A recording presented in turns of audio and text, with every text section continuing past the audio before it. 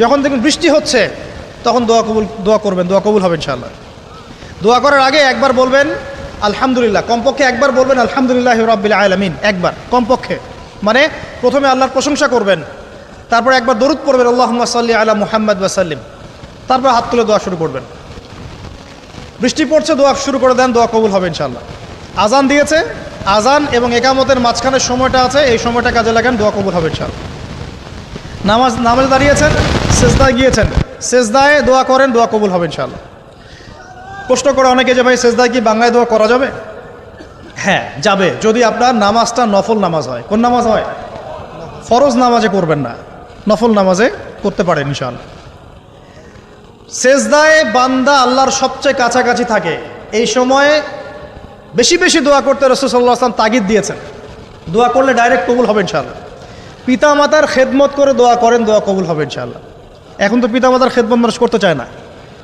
এটা সেই যুগ যে যুগে পিতা মাতার সাথে দাস দাসীর মতো আচরণ করা হয়। সন্তানরা ভুলে গেছো তোমরা যে তোমরাও একদিন পিতামাতা হবা, আমরাও কিন্তু একদিন পিতামাতা হব। যারা বিয়ে শাদী করেছে, সন্তান সন্ততি হয়েছে, তারা জানে এই যে প্রসব বেদনার একটা সেকেন্ড, 1 সেকেন্ড বা 1 মিনিট প্রসব যে বেদনা মায়ের হয়, এর ঋণ আমরা সারা জীবনে শোধ করতে পারবো না। পারবেন? এই কারণেই মায়ের পায়ের নিচ জান্নাতের কথা বলা আছে। মাদের সম্মান আল্লাহর কাছে অনেক বেশি, মেয়েদের সম্মান অনেক বেশি। এই নারীবাদী ফ্যামিলিস্টরা যা বুঝিয়েছে, ইসলাম এমন নয়। তো ইসলাম এমন নয়, ইসলামে মেয়ের মর্যাদা সবচেয়ে উপরে। সেই মেয়েদেরকে আমরা এখন কি করেছি, কাপড় চোপড় সব কমিয়ে কমিয়ে বেপর্দা করে রাস্তায় নামিয়ে দিয়েছে। যদি একটা মানুষ নিজের সম্মান না বোঝে, তাকে সম্মান কেউ দিতে পারে? নিজেকে চিনতে শিখুন, আমাদের সম্মান আল্লাহর কাছে অনেক বেশি। এটা বলছিলাম প্রিয় ভাইয়েরা, মায়ের পায়ের নিচে আল্লাহ পাক সন্তানের বেহেশতের কথা বলেছেন। মা বোনদেরকে 4টা কাজ করতে বলো, অনলি 4টা কাজ। 5 ওয়াক্ত নামাজ যদি ঠিকমতো পড়তে পারে, 1 নাম্বার। 2, রমজান মাসে রোজা রাখে। 3 নাম্বার, পর্দা ঠিকঠাক মতো করে। আর 4 নাম্বার, স্বামীর আনুগত্য করে। ইনশাআল্লাহ জান্নাতের যে কোনো দরজা দিয়ে ইচ্ছা প্রবেশ করতে পারবে ইনশাআল্লাহ। এখানে স্বামীর আনুগত্যের কথা বলেছি, স্বামীর দাসত্বের কথা বলি না। আনুগত্য দাসত্ব এক জিনিস না। আনুগত্য মানে কি? আনুগত্য মানে আপনি স্বামীর যে কোনো ভালো কাজে আপনি তাকে সায় দিবেন, আনুগত্য। নামাজ পড়তে বলেছে, নামাজ পড়তে হবে। পর্দা করতে বলেছে, আপনি পর্দা করবেন। বেপর্দায় যাবেন, আপনি যাবেন না। এটা আনুগত্য। দাসত্ব কি? দাসত্ব হচ্ছে যে সে ভালো মন্দ যাই বলুক আপনি শুনছেন, এটা দাসত্ব। এটা করবেন না। মা বোনরা 4টা কাজ বাসায় গিয়ে আবার শুনিয়ে দিবেন। নবীজি বলেছেন 4টা কাজ কোনো মেয়ে করলে জান্নাতের যে কোনো দরজা দিয়ে ইচ্ছা প্রবেশ করতে পারবে। 1 নাম্বার, 5 ওয়াক্ত সালাত। 2 নাম্বার, রমজান মাসের সওম রোজা। 3 নাম্বার, পর্দা ঠিকঠাক মতো করবে, লজ্জাস্থানের হেফাজত। এবং 4 নাম্বার, স্বামীর আনুগত্য করা। মায়ের খেদমত করে দোয়া করেন, দোয়া কবুল হবে ইনশাআল্লাহ। বাবার খেদমত করে দোয়া করেন, দোয়া কবুল হবে ইনশাআল্লাহ। কোরআন তেলাওয়াত করে দোয়া করেন, দোয়া কবুল হবে ইনশাআল্লাহ। মনে করেন শেষ রাতে উঠেছেন, মানে শেষ রাত বলতে বোঝাচ্ছি এই ধরেন যে 2টার পর থেকে, এখন 2টা 2:30টার পর থেকে নিয়ে ফজর পর্যন্ত শেষ রাতে উঠেছেন। এই সময় আপনি যা দোয়া করবেন ইনশাআল্লাহ কবুল হবে।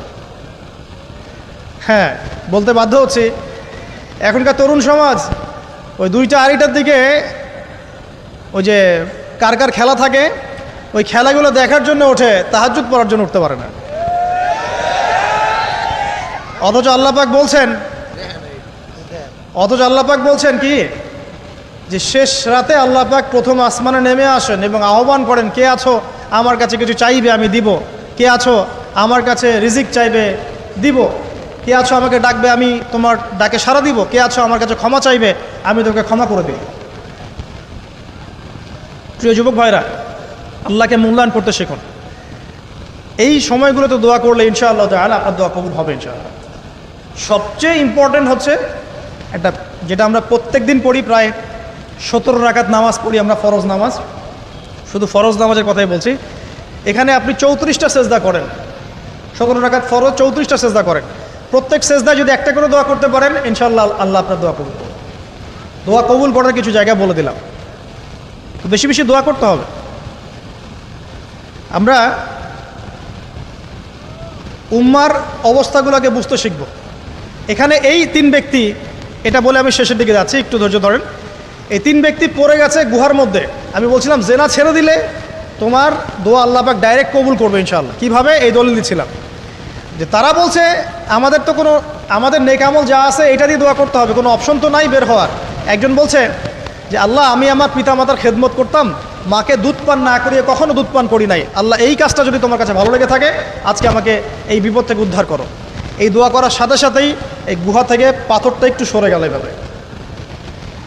আর জড়বস্তু আল্লাহ পাকের হুকুম মানে, আল্লাহ পাকের হুকুম মানে না খালি দুইটা শ্রেণীর মানুষ, এক হচ্ছে মানুষ আর একটা জিনজাত। এই পুরো প্রকৃতি আল্লাহ পাকের হুকুম মেনে চলে। আর জড় বলতে আসলে কিছু নাই, যদি আমি বোঝানোর জন্য জড় বলেছি, আল্লাহ পাকের হুকুমে সব কিছু জীবন্ত। এই যে মাটিতে আমরা বসে আছি না এখন, এই মাটি কিয়ামতের মাঠে সাক্ষী দিবে যে এখানে মাহফিল হয়েছিল। হ্যাঁ, ওইখানে বসে তুমি টিকটক করেছো, লেকচার শুনো নাই ভালো করে। একটা মাহফিলে যাচ্ছিলাম, দেখলাম যে এখন স্টেজে উঠি নাই, ওই সুযোগে দেখলাম যুব সমাজ রাস্তার পাশে দাঁড়িয়ে সিগারেট খাচ্ছে, ব্রেক নিচ্ছে আগে, চা সিগারেটের ব্রেক। হুজুর আসলে আলোচনা শুনবো। তো এখানে এসে যদি আমরা মানে কোরআন সুন্নাহর বাইরে কোনো কাজ করি, এই মাটি আবার সাক্ষী দিবে। এটা দলিল কোথায় আছে? সূরা জিলজাল পড়ে দেখবেন। সূরা জিলজালের মধ্যে দলিল আছে যে আল্লাহ পাকের হুকুমে এই জমিন কথা বলবে ইনশাআল্লাহ, আল্লাহ পাক হুকুম করলে। জি, তো একটু সরে গেল ওই পাথর। তারপরের ব্যক্তি দোয়া করছে, আল্লাহ আমার একজন কাজের লোক ছিল, সেই কাজের লোক কিছু টাকা পেত, টাকা না নিয়ে বেচারা চলে গেছে, আমি ওই টাকা দিয়ে কিছু পশু কিনেছি, এই পশুগুলো কিনে আমি পালন করেছি। অনেক দিন পর সেই ব্যক্তি এসেছে, আমার টাকা দাও। তখন আমি বলেছিলাম যে এই যতগুলো পশু দেখছো সব তোমার। সেই লোক বলছে, আমার সাথে কি ঠাট্টা করছো? বলছে না, ঠাট্টা করছি না, তোমার টাকা দিয়ে আমি পশু কিনেছিলাম, এই প্রজনন হতে হতে হতে আজকে এতগুলো হয়েছে, সব তোমার, নিয়ে যাও। আল্লাহ কলিজা দেখেন, আসলে দান করার জন্য কলিজা লাগে, টাকা লাগে না। আল্লাহর পথে দান করার জন্যে কলিজা লাগে, টাকা লাগে না। আর কিছু মনে করবেন না, আমি বিভিন্ন মাহফিলে যাচ্ছি, এই একটা কমন দৃশ্য দেখি এই কালেকশনের। আমার জানা নাই যে এভাবে নাম লিখিয়ে কোনো কালেকশন নবীর যুগ থেকে হয়েছে, আমার জানা নেই। বরং কতটুকু দিয়েছে এটা গোপন রাখলেই ভালো। কে দিয়েছে, কত দিয়েছে জানানোর কোনো দরকার নাই। দিয়েছে, নিয়ে চলে আসবেন, শেষ। আমরা কাকে সন্তুষ্ট করার জন্য দেই? আল্লাহ জানলেই তো যথেষ্ট। কি দরকার জনগণ জানতেই হবে আমি 5,000 টাকা দিয়েছি? এতে আমার লাভটা কি? নেকি উল্টা আরও কমে গেল। উল্টা 7 শ্রেণীর মানুষ, একটা হাদিস আছে, 7 শ্রেণীর মানুষ কিয়ামতের মাঠে আরশের ছায়া পাবে। কিসের ছায়া পাবে? আরশের ছায়া, যে ছায়া ছাড়া কোনো ছায়া থাকবে না। ওর মধ্যে এক শ্রেণী হচ্ছে ওই ব্যক্তি যে এত গোপনে দান করে, তার বাম হাত জানে না ডান হাত কি দান করছে। এই ব্যক্তি আরশের ছায়া পাবে ইনশাআল্লাহ। তো দুনিয়া যদি উদ্দেশ্য থাকে, নাম প্রকাশ করা, জাহির করার উদ্দেশ্য থাকে, বা যদি এমন হয় যে এখানে লৌকিকতা উদ্দেশ্য থাকে, নেকি নষ্ট হয়ে যেতে পারে, সুযোগ আছে, চান্স আছে। তো এই ট্রেডিশনগুলো বন্ধ করলে মনে হয় ভালো হয়। এটা আমার পরামর্শ, বাকি এটা বিবেচনা আপনাদের। আর এই ব্যক্তি বলছে আমি এই সব কিছু দান করে দিয়েছি। দেখেন, দান করতে কি লাগে? কলিজা লাগে, টাকা লাগে না কিন্তু। আসলে দান করতে কলিজা লাগে। অনেক রিক্সাওয়ালাকে দেখেছে আমরা, 100 টাকা দান করে দিল, মসজিদের জন্য দান চাচ্ছে, 100 টাকা দান করে দিল। আর অনেক দেখবেন বিত্তশালী, ঢাকা শহরে যাচ্ছি বনানী গুলশান দিয়ে, দান করতে চাইলে 2 টাকা দিচ্ছে, 5 টাকা দিচ্ছে। এমন হয় না? দান করতে কলিজা লাগে। আর একটা কথা মনে রাখবেন, আপনি যত দান করবেন আল্লাহ আপনাকে তত বেশি দিবেন ইনশাআল্লাহ। ইনশাআল্লাহ আল্লাহ পাকের খাজানা যে এত প্রচুর, আপনি দান করলে কমে যাবে এই চিন্তাই করবেন না কখনো। তবে সবচেয়ে সেরা দান কোনটা জানেন? আপনার প্রয়োজন আছে এখন, এই প্রয়োজনের সময় দানটা হচ্ছে সেরা দান। এবং সবচেয়ে উত্তম খরচ কোনটা? সবচেয়ে উত্তম খরচ হচ্ছে আপনার পরিবারের পিছনে খরচ। আপনার পরিবারের পিছনে খরচটা আপনার সবচেয়ে শ্রেষ্ঠ খরচ। আর দান করে মধ্যম পন্থায়, এমন হবে না যে নিঃস্ব হয়ে গেলেন দান করে একদম, আবার এমন না যে কৃপণতা প্রদর্শন হচ্ছে, এমনও না। মধ্যম পন্থায় দান খয়রাত করবে ইনশাআল্লাহ। আর কিয়ামতের মাঠে মানুষ তার দানের ছায়ায় থাকবে ইনশাআল্লাহ। যে যত দান করবে ওই ছায়ার নিচে সে থাকবে। এই ব্যক্তি সব দান করে দিয়েছিল, যাও সব গরু ছাগল তোমার। তৃতীয় ব্যক্তি, পাথর সরে গেল একটু, তৃতীয় ব্যক্তি, যুবক তোমাকে বলছি ভাই, তৃতীয় ব্যক্তি আল্লাহর কাছে বলছে, আল্লাহ আমার একজন সুন্দরী চাচাতো বোন ছিল, আছে না তোমাদের কাজিন, এবং তাকে আমি খুব ভালোবাসতাম। ওই যে এখন বয়ফ্রেন্ড গার্লফ্রেন্ড ফ্রি মিক্সিং, যেটা খুব ভালোবাসতাম। তো তাকে আমি পেতে চাইতাম, তাই আমি তাকে অফার করি সে বলে যে না, আমাকে 100 স্বর্ণমুদ্রা না দিলে আমি রাজি না। 100 স্বর্ণমুদ্রা। এই মেয়ের অবশ্য অনেক ডিমান্ড ছিল, তাহলে বোঝা গেল 100 স্বর্ণমুদ্রা মানে অনেক। জানেন, এখন তো দেখা যায় 1500 টাকা 2000 টাকা দিয়ে মেয়ে তার ইজ্জত বিক্রি করে ফেলছে। 100 স্বর্ণমুদ্রা, আর কাউকে কিছু দেওয়াই লাগে না, এমনি বিক্রি করে ফেলে। কত প্রশ্ন, কত যে প্রশ্ন আসে আমাদের কাছে যে ভাই বা হুজুর বা ভাইয়া ওস্তাদ, কত জীবনে এক পর্যায়ে ভুল করেছি, এরকম জেনায় লিপ্ত হয়ে গিয়েছিলাম, প্রেম করেছি ইত্যাদি, আমি কী করবো, আমার কি ভালো হওয়ার রাস্তা আছে কিনা, বা আমি তওবা করে ফিরে আসছি, আমি কি এখন বিয়ে করতে পারবো কিনা। প্রশ্নের শেষ নাই। বেশিরভাগ প্রশ্ন এরকমই আসে এখন। আরেকটা বেশি বেশি প্রশ্ন আসে, ভাই উস্তাজ হুজুর, আমার স্বামী পরকীয়া আসক্ত, আমাকে দেখে না, এই হয় সে, এইগুলো প্রশ্ন বেশি। পারিবারিক জেনা কেন্দ্রিক যত প্রশ্ন আসে, অন্য কোনো কেন্দ্রিক প্রশ্ন এত আসা, মানে এই যুগটা কি হয়েছে, মানে মানুষকে জেনার উন্মুক্ত করে দিয়েছে একেবারে। একদম স্কুল লাইফ থেকে শুরু হবে বয়ফ্রেন্ড গার্লফ্রেন্ড ফ্রি মিক্সিং, এই বন্ধু পড়তে পড়তেই জেনা হয়ে যায়। কলেজ লাইফে গিয়ে আরও বড় জেনা। ইউনিভার্সিটিতে গেলে তো আর কোনো পাত্তাই নাই। ইউনিভার্সিটির খুব কম ছেলে পাবেন সিগারেট খায় না, এবং খুব কম ছেলে মেয়ে পাবেন যারা এই অবৈধ প্রেম করছে না, খুব কম। এটাকে আমরা প্রমোট করছি আবার। বিশ্বাস করেন শুধুমাত্র সরাসরি সেক্সুয়াল সম্পর্কটাই জেনা নয়, এই মিক্সিংটাও জেনা আল্লাহ পাক বলেছে। এবং এতে করে আমাদের যুব সমাজে অধঃপতনটা হয়েছে, এটা অন্য কোনোভাবে হয় নাই। কারণ সূরা আলে ইমরান পড়ে দেখবেন আল্লাহ পাক বলছেন যুয়িনা লিন-নাস হুব্বুশ শাহওয়াতি মিনান নিসা, মেয়েদের মধ্যে ছেলেদের জন্য সবচেয়ে বেশি শাহওয়াত আছে, শাহওয়াত খাহেসাত, এটা সবচেয়ে বেশি আকর্ষণ করে ছেলেদেরকে। সমাজের কাঠামো ভেঙে যাচ্ছে তো, সমাজের কাঠামো ভেঙে। আমরা তো বাইরে ভালো মানুষের লেবাস পরে আছি, দেখবেন বহু পরিবারে পরকীয়া চলছে, জানেন না, ভিতরে ভিতরে। আমরা তো লজ্জা এগুলো বলি না, চোখ লজ্জায় বলি না, চলছে এগুলো এখন কমন হয়ে গেছে। যে ফ্যাশন শোর নামে, বিউটি কন্টেস্টের নামে, এই সেই, মানে অশ্লীলতাকে প্রমোট করা হচ্ছে চতুর্দিক থেকে। রেপ ধর্ষণ দিন দিন বাড়ছে আর বাড়ছে। বাচ্চা কাচ্চা, ছোট ছোট বাচ্চা মেয়ে পর্যন্ত রেহাই পাচ্ছে না। এই কয়দিন আগে একটা মেয়েকে কত পিস পিস করে ভাসিয়ে দিয়েছে একেবারে, দেখেন নাই? কোথায় আছেন? সমাজটা কোথায় গেছে? আমরা ভালো মানুষের মুখোশ পরে বসে আছি। একটা মাহফিল করে কি সব হবে? কনস্ট্রাকটিভ কাজ করতে হবে। তারুণ্যের এই শক্তিটাকে আল্লাহর জমিনে দিনের প্রচার প্রসার প্রতিষ্ঠার কাজে ব্যয় করতে হবে। যতক্ষণ পর্যন্ত আমরা এরকম ভালো মানুষের লেবাস সাজে বসে থাকবো না, আমার ঘরেও ফেতনা ঢুকে আসবে, টের পাবেন না। যখন ফেতনা ছড়িয়ে পড়ে ওটাকে দমন করতে হয়। দমন না করলে ওইটা আমার ঘরেও ঢুকবে তো এক সময়। আমি একা ভালো থাকতে পারবো না তো।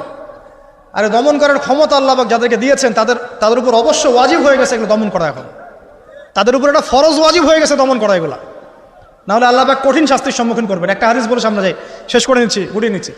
নবীজি বলছেন একদিন ঘুম থেকে উঠে চোখ ঘষতে করছে লা ইলাহা ইল্লাল্লাহ, আল্লাহ লা ইলাহা ইল্লাল্লাহ। তার স্ত্রী সামনে যায়নাব বিনতে জাহাশ রাদিয়াল্লাহু আনহা, তিনি বলছেন ইয়া রাসূলুল্লাহ, কি হয়েছে, সমস্যা কি? নবীজি বলছেন ওয়াইলুল লিল আরব, আরবদের জন্য ধ্বংস, মিন শাররি কাদ ইখতারাব, কি ভয়ঙ্কর ফিতনা ধেয়ে আসছে। তখন তার স্ত্রী বলছেন ইয়া রাসূলুল্লাহ আনুহলিকু ওয়া ফিনা সালিহুন, আমাদের মধ্যে সৎ মানুষ ভালো মানুষ থাকা অবস্থাতেও কি আমরা ধ্বংস হয়ে যাব? নবীজি বলছেন বালা, অবশ্যই, নাম, হ্যাঁ অবশ্যই ধ্বংস হবে। ইযা কাসরাতুল খাবাস, যখন সমাজের মধ্যে অশ্লীলতাকে ছড়িয়ে পড়া হবে, যখন সমাজের মধ্যে অশ্লীলতা বেহায়াপনা ছড়িয়ে পড়বে, আলেম জালেম সব ধ্বংস হয়ে যাবে। এই সময় এখন আসে নাই? হারাম, একটা সামান্য একটা হারাম ঠুনকো একটা খেলাকে নিয়ে সারা বিশ্ব কি করতেছে দেখেন নাই? কি পাগল হয়ে গেছে একেবারে, কি অবস্থা মানুষের মধ্যে। কে খেলে তারও ঠিক নাই, ওই দেশের লোক আমাকে চিনে কিনা তারও ঠিক নাই, নিজের কোনো ব্যক্তিত্ব গায়রত কিছুই নাই। আশ্চর্য একটা জাতি আমরা। কে খেলছে? ভাবখানা এমন যে আমরা মনে হয় যুদ্ধ করে কাফেরদের সাথে দ্বীন ইসলাম কায়েম করে ফেলছে, একদম ভাবখানা। অথচ এগুলো তৈরি করা হয় কি জন্য? যাতে মুসলিম জাতি একদিকে ফোকাস করে থাকে, অন্যদিকে ওরা তাদের উদ্দেশ্য সাধন করবে। এখন সারা ওয়ার্ল্ডের চেহারা একদিকে ফিরাইছে, এদিকে দেখো, এই যে খেলা দেখো, আর বাকি পিছনে যে কাজগুলো ঠিকই করছে ওরা। দেখবে কি কাজ করছে কয়দিন পরে দেখতে পারবে। পাবলিকলি আমি বললাম না, কারণ বললে সব বুঝবেন না আপনারা, আর সব জায়গায় সব কিছু বলতে নাই।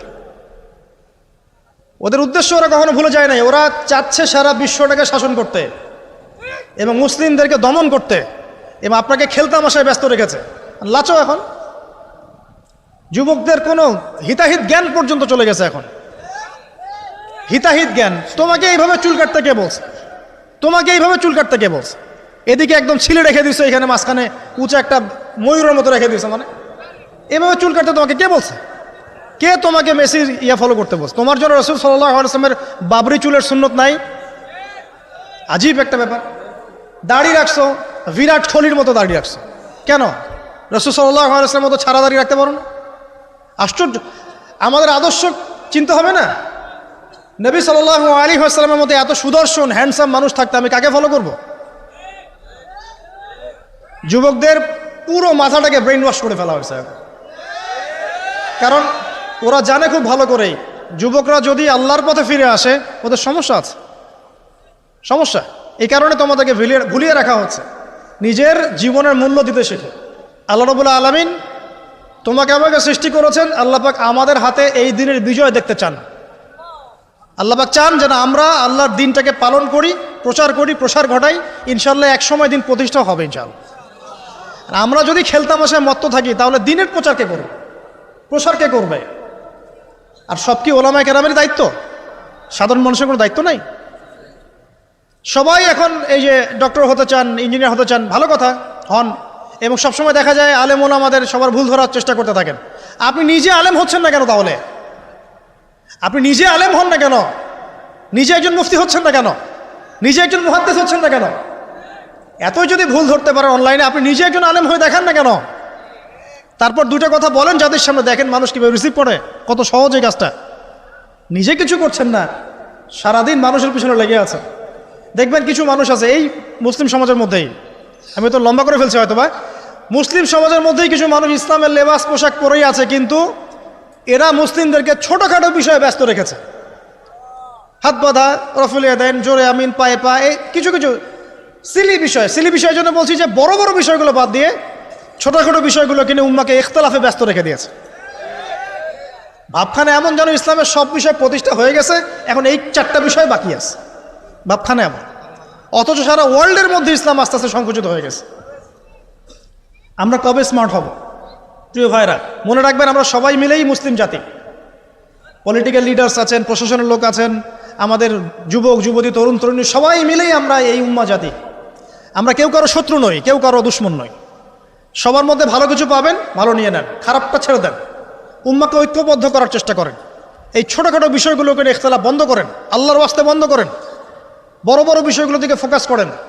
তরুণদেরকে শিক্ষিত করেন, আদর্শ পরিবার করেন, শিক্ষা অর্জন করেন, জ্ঞান অর্জন করেন, বড় আলেম স্কলার হন, বিশ্বকে নেতৃত্ব দেন। পলিটিক্স করলে ভালো করে করেন, যাতে করে আপনার দ্বারা দুনিয়ার দিনের খেদমত হয়, আলহামদুলিল্লাহ। ইকোনমিক্স হলে ভালো করে হন, বিজ্ঞানী হলে বড় বিজ্ঞানী হন, মানে আপনি বড় স্বপ্ন দেখেন। ইয়াং জেনারেশনকে নিয়ে আসেন ইসলামের দিকে, তাদের দ্বারা ইনশাআল্লাহ ইসলামের বিজয় হবে। ওই যুবক বলছে, আল্লাহ আমার এই চাচাতো বোনকে পেতে চাইতাম, সে 100 স্বর্ণমুদ্রা চেয়েছে। 100 স্বর্ণমুদ্রা সে বহুত কষ্ট করে অর্জন করে শেষমেশ ওকে দিল। দেওয়ার পর বলছে এখন আমাকে দাও। এখন সে প্রস্তুত, শুরু করবে, মানে দুজন কাছাকাছি এসে গেছে, এবার সেক্সুয়াল সম্পর্ক শুরু হবে কেবল। এই হওয়ার সময় এই মেয়ে বলে বসছে যে হে আল্লাহর বান্দা, আমি আমার সতীত্ব এতদিন পর্যন্ত হেফাজত করেছি, আল্লাহর দোহাই লাগে আমার সতীত্বটা নষ্ট করো না। কে বলছে?